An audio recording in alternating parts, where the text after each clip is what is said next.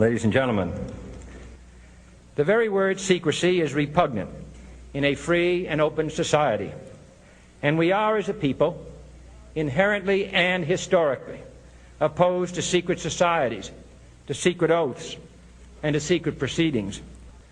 For we are opposed around the world by a monolithic and ruthless conspiracy that relies primarily on covert means for expanding its sphere of influence, on infiltration instead of invasion, on subversion instead of elections, on intimidation instead of free choice. It is a system which has conscripted vast human and material resources into the building of a tightly knit, highly efficient machine that combines military, diplomatic, intelligence, economic, scientific, and political operations. Its preparations are concealed, not published. Its mistakes are buried, not headlined.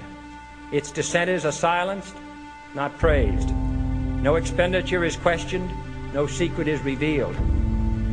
That is why the Athenian lawmaker Solon decreed it a crime for any citizen to shrink from controversy.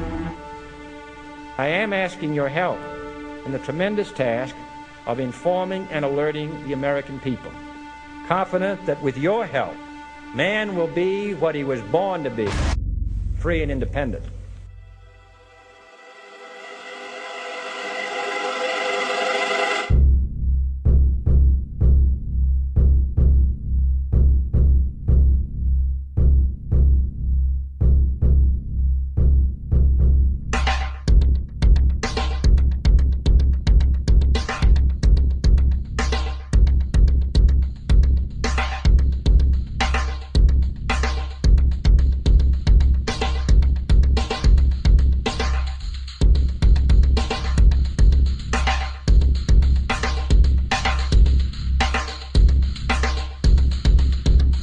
In 1775, the American Revolutionary War began as the American colonies sought to detach from England and its oppressive monarchy.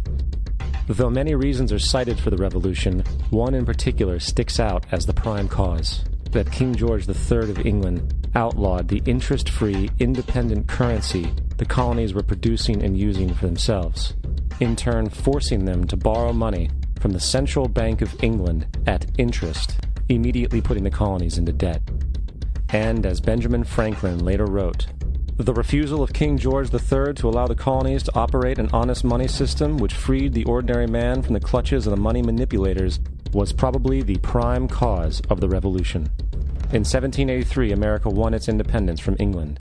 However, its battle against the central bank concept and the corrupt, greed-filled men associated with it had just begun. So what is a central bank? A central bank is an institution that produces the currency of an entire nation.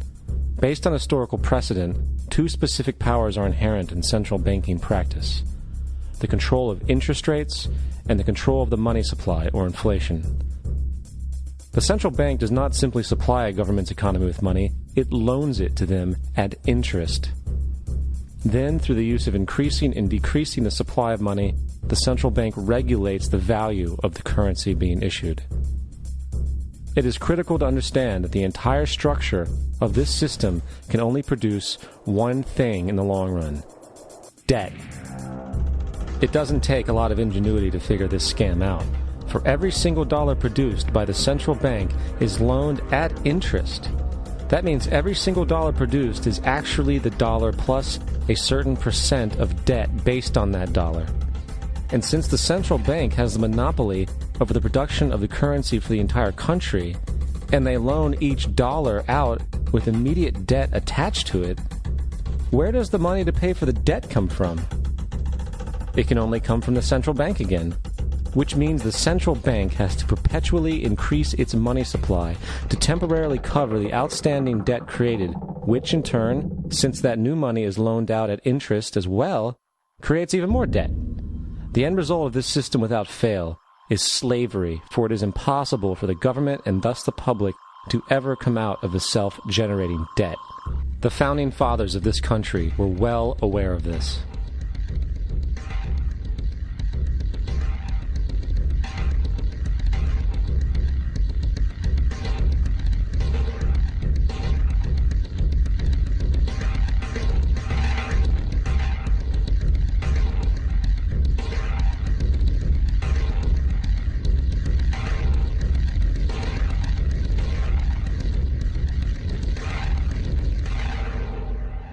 By the early 20th century, the U.S. had already implemented and removed a few central banking systems, which were swindled into place by ruthless banking interests. At this time, the dominant families in the banking and business world were the Rockefellers, the Morgans, the Warburgs, the Rothschilds. And in the early 1900s, they sought to push, once again, legislation to create another central bank. However, they knew the government and public were very weary of such an institution, so they needed to create an incident to affect public opinion. So, J.P. Morgan, publicly considered a financial luminary at the time, exploited his mass influence by publishing rumors that a prominent bank in New York was insolvent or bankrupt. Morgan knew this would cause mass hysteria, which would affect other banks as well. And it did. The public, in fear of losing their deposits, immediately began mass withdrawals. Consequently, the banks were forced to call in their loans, causing the recipients to sell their property, and thus a spiral of bankruptcies, repossessions, and turmoil emerged. Putting the pieces together a few years later, Frederick Allen of Life magazine wrote, "The Morgan interests took advantage to precipitate the panic, guiding it shrewdly as it progressed." Unaware of the fraud, the Panic of 1907 led to a congressional investigation headed by Senator Nelson Aldrich, who had intimate ties to the banking cartels and later became part of the Rockefeller family through marriage. The commission, led by Aldrich, recommended a central bank should be implemented so a panic like 1907 could never happen again. This was the spark the international bankers needed to initiate their plan. In 1910, a secret meeting was held at a J.P. Morgan estate on Jekyll Island off the coast of Georgia. It was there that the central banking bill called the Federal Reserve Act was written. This legislation was written by bankers, not lawmakers. This meeting was so secretive, so concealed from government and public knowledge that the 10 or so figures who attended disguised their names when en route to the island. After this bill was constructed, it was then handed over to their political frontman, Senator Nelson Aldrich, to push through Congress.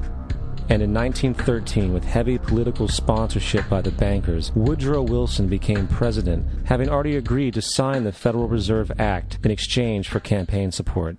And 2 days before Christmas, when most of Congress was at home with their families, the Federal Reserve Act was voted in, and Wilson in turn made it law.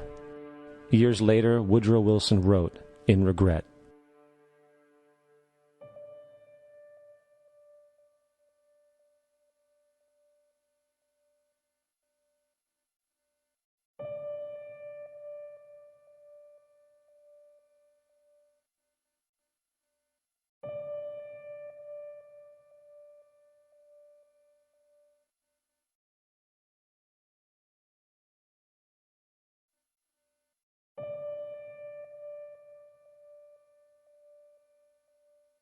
Congressman Louis McFadden also expressed the truth after the passage of the bill. A world banking system was being set up here, a superstate controlled by international bankers, acting together to enslave the world for their own pleasure. The Fed has usurped the government. Now, the public was told that the Federal Reserve System was an economic stabilizer, and inflation and economic crises were a thing of the past. Well, as history has shown, nothing is further from the truth. The fact is, the international bankers now had a streamlined machine to expand their personal ambitions. It's alive! It's alive! It's alive! For example, from 1914 to 1919, the Fed increased the money supply by nearly 100%, resulting in extensive loans to small banks and the public. Then, in 1920, the Fed called in mass percentages of the outstanding money supply, thus resulting in the supporting banks having to call in huge numbers of loans, and, just like 1907, bank runs, bankruptcy, and collapse occurred. Over 5,400 competitive banks outside of the Federal Reserve System collapsed, further consolidating the monopoly of a small group of international bankers.